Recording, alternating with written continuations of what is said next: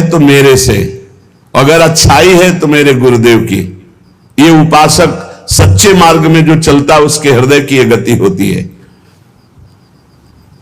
गुण तुम्हार समुझे निज दोषा, अगर गलती हो गई तो मेरा अपराध है, अगर अच्छाई बन गई तो मेरे गुरुदेव भगवान, मेरे इष्ट देव की कृपा। ऐसे ही सम्मान हो रहा तो इष्ट देव गुरुदेव का, और अपमान हो रहा तो मैंने कोई गलती की है पूर्व में, उसका प्रायश्चित हो रहा है। इसमें तर्क वितर्क की जरूरत नहीं, ये परमार्थ है। श्रद्धा और विश्वास से चलो, लाभ प्राप्त हो जाएगा। मान और अपमान में हम बराबर अपने हृदय को समान रख पावे, हमारे हृदय का आनंद, हृदय का भगवत चिंतन न छूटने पावे, न मान में न अपमान में। तुल्यौ मानावमानौ कुरु भज सतताम, स्तोत्र दुर्वाच्य कोट्यौ। यदि कोई हमें दुर्वचन बोलता है, सच्ची मानिए, सम्मान से हृदय में एक भय प्रकट हो जाता है। जब कोई स्तुति करता है, बड़ाई करता है, तो हम कमजोर हो जाते हैं, हमें डर लगने लगता है कहीं निंदा ना हो जाए, कहीं कोई हमारा अपमान ना कर दे, कहीं कोई हमारे प्रति गलत ना बोल दे। बिल्कुल नहीं। ये सम्मान भोक्ता के होने के कारण आपको भय लगा है, नहीं तो आप निडर हो जाएंगे। कोई गाली दे रहा है, ये उसकी रुचि है, गाली बोल रहा है उसका स्वभाव है, उसकी रुचि है, उसकी मति है। वो निंदा कर रहा है, ये उसका स्वभाव, उसकी रुचि है। हमें अपने प्रभु में मगन रहना चाहिए। दुर्वाच्य कोट्यो, करोड़ों गालियां दे है, फिर भी हमारे हृदय में उसके प्रति द्वेष भाव ना हो, द्रोह भाव ना हो। और स्तोत्र खूब आपकी स्तुति करे, लेकिन आपका प्रिय भाव नहीं होना चाहिए। स्तुति करने वाले पर प्रिय भाव और निंदा करने वाले पर अप्रिय भाव, ये संसारी पुरुष में होते हैं, भक्तों में नहीं होते। भक्तों में क्या भाव होता है? निंदा करने वाले में प्रिय भाव और स्तुति करने वालों में उदास भाव, उदासीन भाव, न प्रियता और न कठोरता, उदासीन भाव। लेकिन निंदा करने वाले में प्रिय भाव।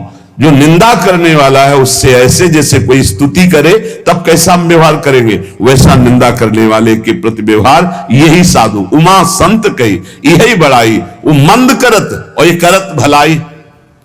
जब वो बुरा बोले और हम उसका मंगल प्रिय भाव रखे, तब हमारी साधुता सुरक्षित, तब हमारी भक्ति सुरक्षित। ग्रासा लाभे महासंपत्ति, सीधा वृंदावन वास कर रहे भजन मार्ग में। हमें हो सकता, अब तो बड़ी व्यवस्थाएं हो गई हैं, नहीं पढ़े बड़ी समस्या उदर भरने की ही केवल थी। मथुरा और दूर दूर जाकर के टुकड़े मांग करके रसिक महापुरुषों ने उदर पोषण किया है। बहुत ही कष्टप्रद जीवन, वैराग्य का जीवन बहुत कष्टप्रद। अब तो हर सुविधाएं भगवान दिए, फिर भी अगर भजन न हो, भगवत प्राप्ति की प्रबल इच्छा ना हो, तो फिर जीवन ही बेकार है। बहुत कष्टप्रद जीवन व्यतीत करे महापुरुष जो पीछे हो गए। बड़े बड़े मच्छर, क्योंकि खूब लताएं थी, सांप बिछे, खाने पीने की व्यवस्था नहीं, कोई रहने की व्यवस्था नहीं। आज इस वृक्ष के नीचे, कल उस वृक्ष के नीचे भारी कष्ट सहते हुए प्रियालाल के लिए हर समय तड़पते रहते, रोते रहते। तो आज तो हमें भगवान ने बहुत सुविधा दे दी, ना भूख का चिंतन करने की, ना वास की चिंतन की, ना वस्त्र के चिंतन की, ना औषधि के चिंतन, सब व्यवस्था प्रभु के। अब अगर भजन ना हुआ, भगवत चिंतन ना हुआ, तो फिर धिक्कार है जीवन को। प्रभु ने सब जो चिंतन करने के अवसर थे सब वो बंद कर दिए। आपको अपने वस्त्र का चिंतन करने की जरूरत नहीं कि कैसे तन ढके, आपको पेट भरने का कैसे पेट भरे, आप कहां वास करें इसका भी, आपकी औषधि कैसे, इसका भी कोई चिंतन करने की गुंजाइश नहीं। अब तो अनन्य चिंतयन्तो माम, अब अनन्य चिंतन करो, क्योंकि वो योगक्षेम का वाहन स्वयं कर रहे। तो कह रहे ग्रासा लाभ है, यदि एक कौरा अन्न मिल जाए 24 घंटे में, तो उतने में ही प्राण पोषण हो जाएगा। और रात दिन भजन करो। श्रीपाद प्रबोधानंद जी कह रहे हैं, कैसे वृंदावन वास करो? अपने को सबसे नीचाति नीच मानकर, दूसरों को सम्मान बढ़ाई देते हुए, अपना जब अपमान हो या सम्मान हो, दोनों में समान भाव रखें। और कोई हमें गाली दे या स्तुति, हम उससे अपने हृदय को बचाए, और एक कौरा भी अन्न मिल जाए तो उससे प्राण पोषण कर ले। और दिट सुहृद तुल्य भावः, बहुत बढ़िया बात है, परिवार की ममता छोड़ दे। देखो हमारी प्रार्थना है, यदि आप मोबाइल अत्यंत आवश्यक है तो कसम खा करके लीजिए कि गंदी बातें नहीं देखेंगे, प्रपंच नहीं देखेंगे। नहीं, बहुत हम कह रहे सुबह से शाम तक मोबाइल इतना है, आराम से समय कट जाएगा बिना भजन के, बिना चिंतन के। देखते रहो, इतनी रीलें, इतने सब प्रपंच भरे, और प्रायः चूक हो रही है। दिव्य समय को व्यर्थ किया जा रहा है इन बातों से। बैठे बैठे जो बस मोबाइल में लगे हैं, मोबाइल में ऐसे अंगुली ऐसे करते रहते हैं, वो गया फिर दूसरा फिर तीसरा, क्या मिलेगा आपको? आपका समय नष्ट हो रहा है। अच्छा, घर परिवार से जब वैरागी हो गए हो तो बात क्यों करते हो? क्या जरूरत है? अरे भगवान को समर्पित कर दिया, वो देखे। ये तो वैरागी न बनो, जाओ कपड़ा लत्ता पहनकर घर में मेहनत करो, माता पिता की सेवा करो, परिवार का सेवन भगवत भाव से करके, भजन करके, भक्ति के द्वारा भगवान को प्राप्त करो। दो मार्ग हैं, एक निवृत्ति और एक प्रवृत्ति। अब मार्ग तो रखे और निवृत्ति का कार्य कर रहे सब प्रवृत्ति के, तो कैसे बात बनेंगी? अपने मार्ग में चलो।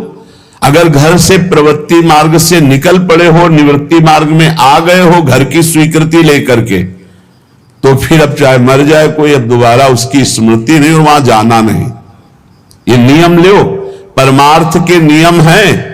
रात दिन अगर परिवार से बात, रिश्ते नातेदारों से बात करोगे मोबाइल रख करके, तो और किसी की हानि नहीं कर रहे, आप अपनी हानि कर रहे हैं। निवृत्ति परक जो आपका जीवन है। और बहुत सावधान, हमें लगता है कि अगर सुनने के लिए तो और यंत्र ले लो, सत्संग भर लो। एक चिप में 300 घंटे के सत्संग है, 300 घंटा सत्संग। हमें लगता है कि अगर एक एक सत्संग 1 घंटा का रोज सुनो तो 365 दिन साल में होते, तो 1 साल 1 चिप चलेगी। सुनने वाला रख लो। और अगर आपका बहुत ऐसा है कि आप कोई अलग रहते हैं, आपको सिलेंडर इन सब की जरूरत है, तो एक वो 2000 वाला मोबाइल रख लो। ये टच वाला क्यों रखते हो? इसी में सारे जहर हैं। छोटे वाले में तो हमें लगता कुछ दिखाई नहीं देता, उसमें चित्र तो आते नहीं। ऐसा करना चाहिए साधक को।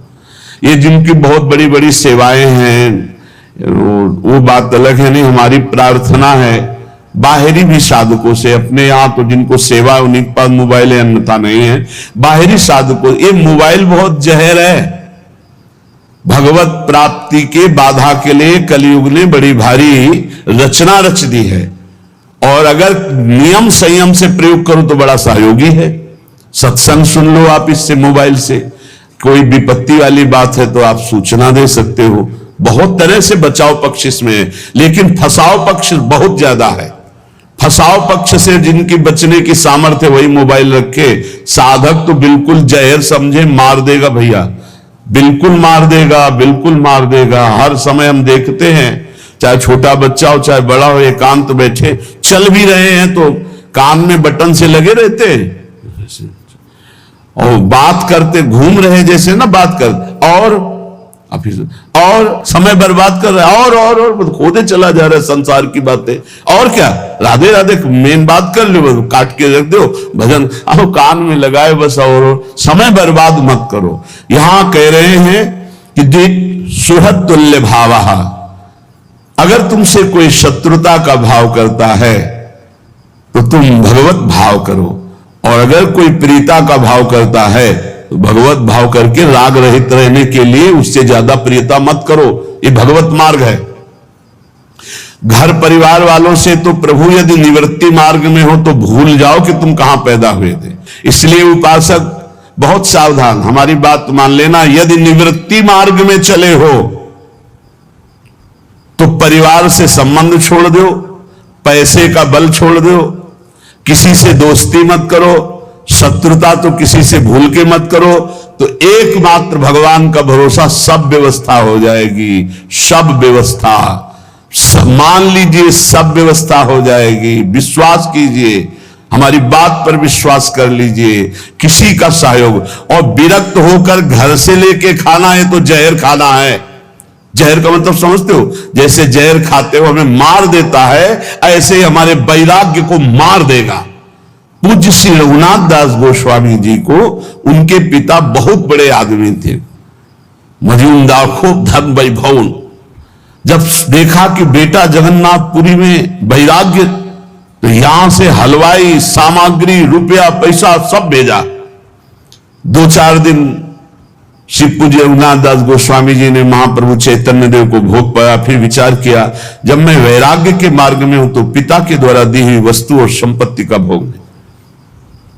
जाकर जगन्नाथ जी के द्वार पर सिंहपौर पर खड़े हो जाते, जो भिक्षुकों को प्रसाद बंटता वो प्रसाद लेकर बस एकांत भजन करते। कुछ दिन बाद वो भी छोड़ दिया था, एक क्षेत्र से ले आते। कुछ दिन बाद वो भी छोड़ दिया।